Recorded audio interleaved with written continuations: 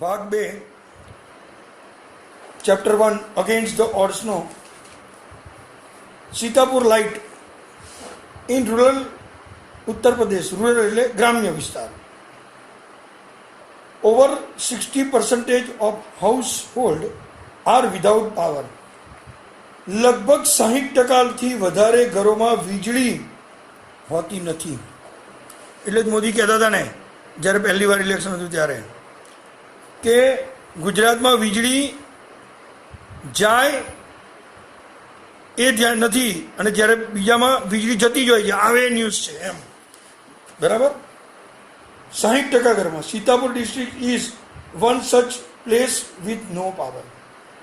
એમાંનું એક સીતાપુર જિલ્લો, ડિસ્ટ્રિક્ટ એટલે જિલ્લો, કે જેમાં આવી એક વીજળી વગરની જગ્યા છે. સીતાપુર જિલ્લામાં વીજળી નથી એમ એટલે કહેવા માંગે આવી એક જગ્યા છે કે જ્યાં વીજળી નથી. એવું કયું છે? સીતાપુર. કયું છે એવું? સીતાપુર. હવે એ જે સીતાપુર ગામ છે એ સીતાપુર ગામમાં આ લોકોએ MGP એનું ફૂલ ફોર્મ આપ્યું છે. MGP એનો મતલબ એ થયો કે mega power, Mera Gaon power. A small space social enterprise called Mera Gaon Power is trying to change the things. આ જે નાનું ગામ છે એ પરિવર્તન કરવા પરિસ્થિતિનું પરિવર્તન કરવા ઈચ્છી રહ્યું છે. હવે કેવી રીતનું પરિસ્થિતિનું પરિવર્તન કરવા ઈચ્છી રહ્યું છે? તો એ લોકો અહીંયા વીજળી જે પોતાની જાતે કે ગમે તે રીતે એ લોકોને વીજળીની જરૂર છે. જેમ પેલી રેલવે સ્ટેશન જાતે તૈયાર કર્યું એમ. બરાબર. They are putting 2 solar panels at a time. એ લોકોએ એક સાથે 2 સોલર પેનલો નાખી. બરાબર. એક સાથે 2 સોલર પેનલો નાખી. બરાબર.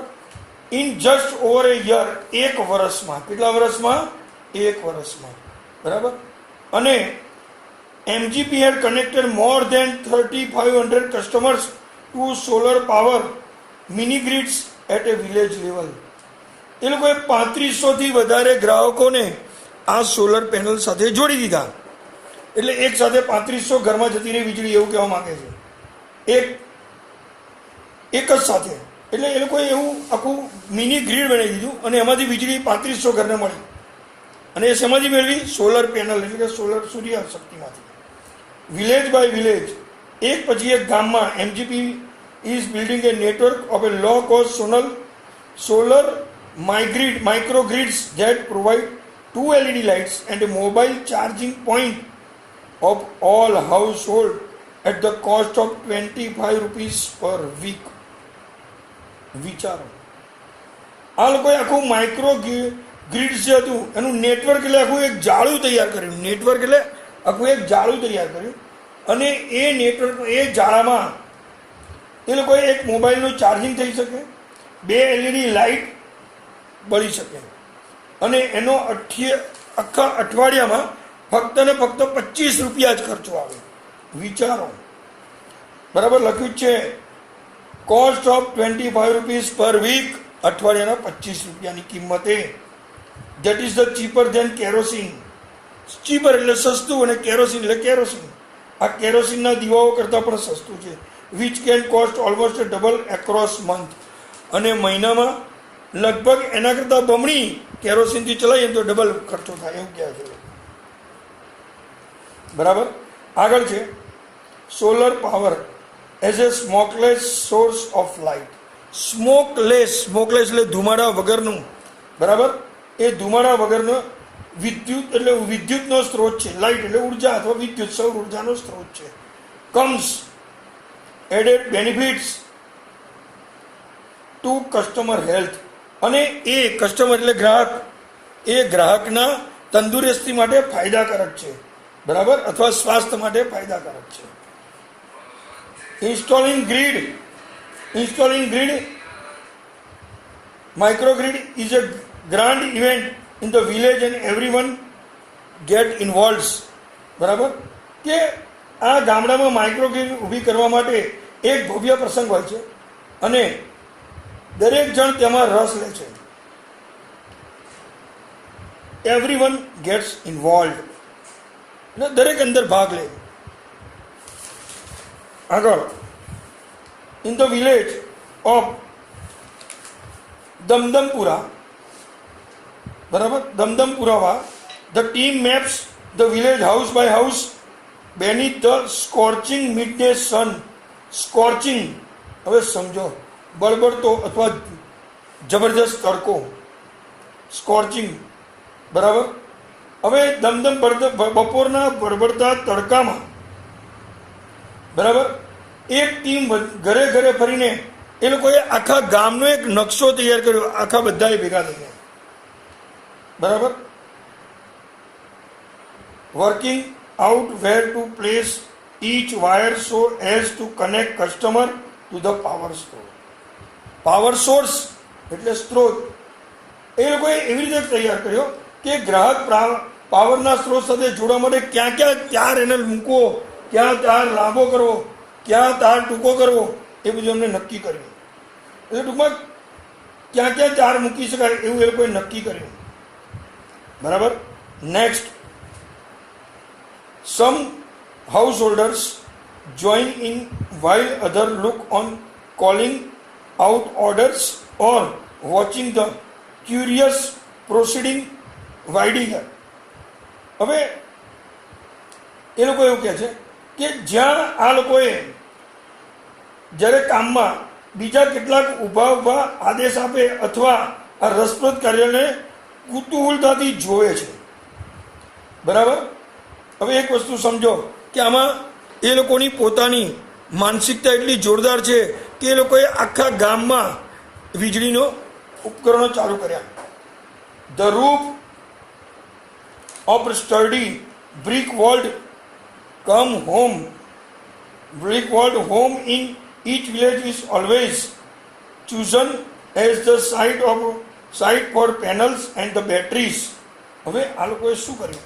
સૌથી પહેલાં પેનલ અને બેટરીઓ ગોઠવવા માટે દરેક ગામમાં એક ઈંટોની મજબૂત દિવાલ ઊભી કરતી હતી અને એની પર એક આખું મજબૂત છાપરું પસંદ કરી નાખ્યું. એટલે પસંદ કર્યું કે ભાઈ કયા ઘરમાં છાપરું મજબૂત છે, કારણ કે સોલર પેનલ છે, ઉપર વાંદરાય કૂદે બધું થાય, બરાબર. એટલે એ લોકોએ છાપરું પસંદ કર્યું સૌથી પહેલાં. Ejaz one of the company's first electrician to be recruited from the local district block of Reusia. હવે એ લોકોએ એઝાઝ નામના વ્યક્તિને વધારેમાં વધારે, બરાબર, જે પેનલો ગોઠવણી, પેનલ અંદર લખ્યું છે installs the panel in a southern direction to capture as much sunlight possible. અને એ લોકોએ એવું નક્કી કર્યું કે દક્ષિણ દિશામાં બેસાડાય એટલે સૂર્યપ્રકાશ વધારેમાં વધારે પ્રાપ્ત થાય એવું એ લોકોએ નક્કી કર્યું.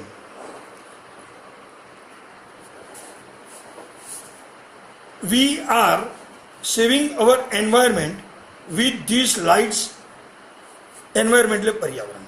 એ લોકો કહે છે કે અમે અમારું પર્યાવરણની રક્ષા આ લાઇટોની મદદથી કરીશું. There is no pollution in our homes either, say the farmer from the village. એમને કીધું કે અમારા ઘરોમાં પણ પ્રદૂષણ થતું નથી. આવું કોણ કહે છે? ગામડાનો એક ખેડૂત, એમના ગામનો એક ખેડૂત એવું કહે છે કે આ લાઇટથી અમે પર્યાવરણની રક્ષા પણ કરીએ છીએ અને પ્રદૂષણ મુક્ત છે ગામ અને અમારું ઘર. New business are starting to emerge amongst the customers to, amongst એટલે વચ્ચે, ગ્રાહકો પણ બિઝનેસ વ્યવસાય, સ્ટાર્ટિંગ અને ઇમર્જ એટલે ઊભા થઈ જવું, ઊભો થઈ રહ્યો છે. ગ્રાહકોમાં પણ નવા વ્યવસાય ઊભા થઈ રહ્યા છે. સેડ અનધર, બીજો ખેડૂતો આવું કીધું. In one village customers are using the light to weave saris by night. એક જણો કહે છે, બીજો ગામના વ્યક્તિ, સાડી એટલે સાડીનું વણાટનું કામ જે કરતા હોય ને એ લોકોની વાત કરે છે કે રાત્રે સાડી વણવામાં આ લાઇટનો ઉપયોગ કરે છે એ વ્યક્તિ, એવું કેવું છે. In other, one man now has a light business making A plastic table cloth, he says. બીજો કહે છે કે અમે ટેબલ ક્લોથ બનાવવાનો વ્યવસાય અમારે ત્યાં શરૂ થઈ ગયો, પ્લાસ્ટિકના ટેબલ ક્લોથ, બરાબર. એટલે આવી રીતે એ લોકોએ જુદા જુદા વ્યવસાય ચાલુ કરી દીધા. તમે વિચારો, એક લાઇટ નથી તો લોકો કેટલી તકલીફમાં હતા, અને લાઇટ આવી ગઈ તો કેટલી મુશ્કેલીઓ દૂર થઈ ગઈ. It's nice to have light while we cook and eat. ભાઈ, એ લોકો રાત્રે રસોઈ બનાવતા અને ભોજન દરમિયાન એમને લાઇટ હોય તો કેટલું સારું લાગે, એવું એ લોકો કહે છે. અવર ચિલ્ડ્રન આર ઓલ્સો સ્ટડીંગ મોર નાઉ. અમારા બાળકો પણ અત્યારે પહેલાં કરતાં વધારે અભ્યાસ કરે છે, એવું કહેવા માંગે છે. કેમ કે વીજળીની જરૂર હતી, એ વીજળીની જરૂર એ લોકોને પૂરી થઈ ગઈ. આપણે અહીંયા લાઇટ છે એટલે આપણે વેલ્યુ નથી. ચલો, બીજું છે પલક્કડ લાઇબ્રેરી. પલક્કડ ક ડબલ વાર છે. In Kerala the Palakkad district public library has been set up and running since September 2013. પુસ્તકાલય જાહેર, જન માટે, લોકો માટે, પબ્લિક, એટલે કે જિલ્લાનું સ્થાનિક પુસ્તકાલય અથવા ગ્રંથાલય સપ્ટેમ્બર 2013થી કેરળના આ પલક્કડ જિલ્લામાં ચાલી રહ્યું છે. It is a fine modern એટલે આધુનિક લાઇબ્રેરી. એ અત્યંત સુંદર આધુનિક ગ્રંથાલય અથવા પુસ્તકાલય છે.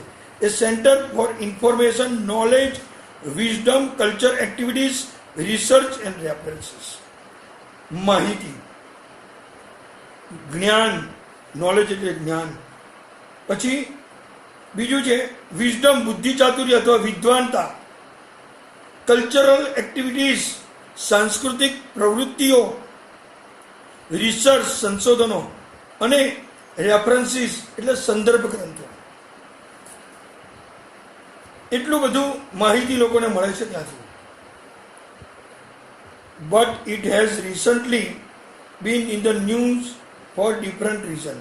પરંતુ તાજેતરમાં એ અત્યારે લોકોના સમાચારમાં છે. કેમ? એમાં કારણો જુદા જુદા છે. ડિફરન્ટ રીઝન, એના કારણો જુદા જુદા છે. એ 3rd of its 1000 members are women. ગ્રંથાલયમાં તેના 1000 સભ્યોમાંથી ત્રીજા ભાગની સભ્ય જે છે એ મહિલાઓ છે, લેડીઝ. ત્રીજા ભાગની, 3rd પાર્ટ. એટલે ધારો કે 100 હોય તો આશરે 33-34 ની વચ્ચે એમ. A third. These women are supported by the shared space the library offered them. હવે આ જે મહિલાઓ છે એ મહિલાઓ દ્વારા એ લોકોને કયા પ્રકારનો ટેકો આપવામાં આવ્યો? તો એમને જગ્યા આપવામાં આવી.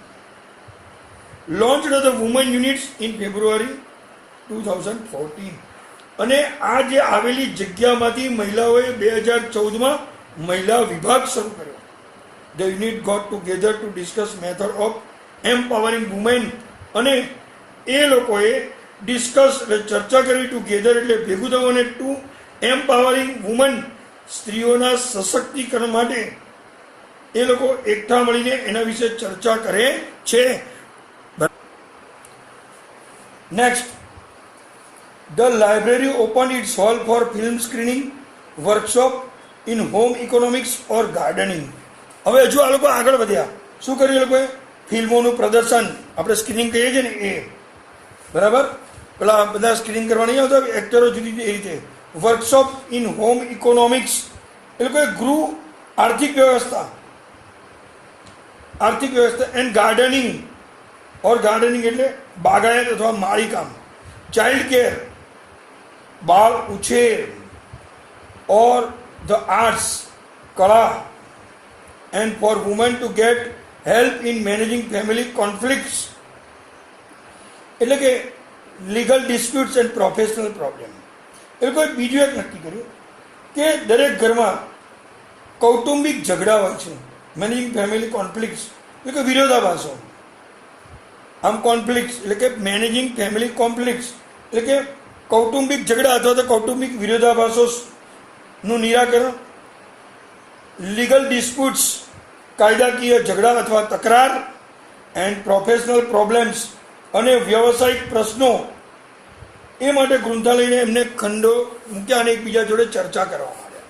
તમે વિચારો ગામડામાં કેટલો એનો ઉપયોગ કર્યો છે.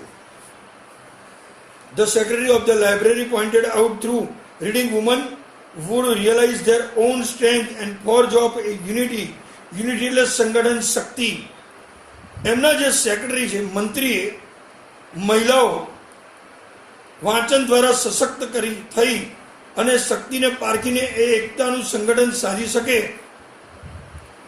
બરાબર. ફોર યુનિટી સંગઠન એકતાનું, ફોર યુનિટી એટલે એકતા, અને ફોર્જ એટલે શક્તિશાળી સંગઠન, સ્ટ્રેન્થ તાકાત સાથે. It was noted that the landing libraries of earlier times were disappearing and the present rural reading rooms were too often full of only male readers. હવે એ લોકોએ બીજું કામ કર્યું કે જૂના જે ગ્રંથાલયમાં સંખ્યાઓ ઘટી રહી હતી, તો એ લોકોએ શું કર્યું, જે ગ્રામીણ વાંચવાના જે રૂમો હતા એમાં જે પુરુષો બહુ આવતા હતા, તો એ લોકોએ શું કર્યું, અંદર આગળ વાંચે છે. The unit discussed that if the once well-read women of Kerala continue to squander their hours in front of television, it would encourage a climate in which women are afraid to go out rather after dark. એ લોકોએ એવું નક્કી કર્યું મહિલા વિભાગે કે કેરળની બહુશ્રુત જે સ્ત્રીઓ હતી, વધારે પડતી મહિલાઓ, એને કીધું કે ભાઈ ટેલિવિઝનની એટલે કે ટીવીની સામે બેસીને લખ્યું continue two Splendor there hours, એમના કલાકો સુધી બેસીને સમયનો દુરુપયોગ કરતા હતા. તો એ લોકોએ જે દુરુપયોગ કર્યો એ એવું વાતાવરણ ઊભું થશે જેમાં સ્ત્રીઓ અંધારું જતા, અંધારું થાય, રાત્રે અંધારું પડે તો બહાર નીકળતા એ લોકોને બીક લાગે. તો એ લોકોએ નક્કી કર્યું. So the unit has formulated plans on opening separate reading rooms for woman.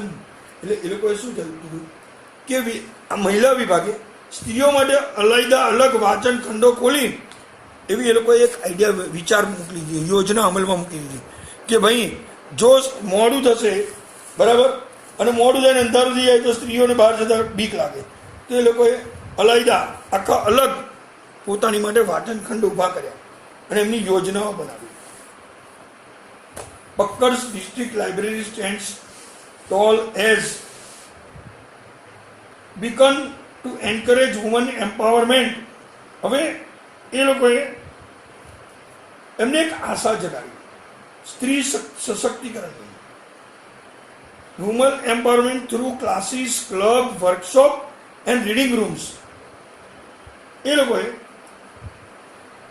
To become anchorage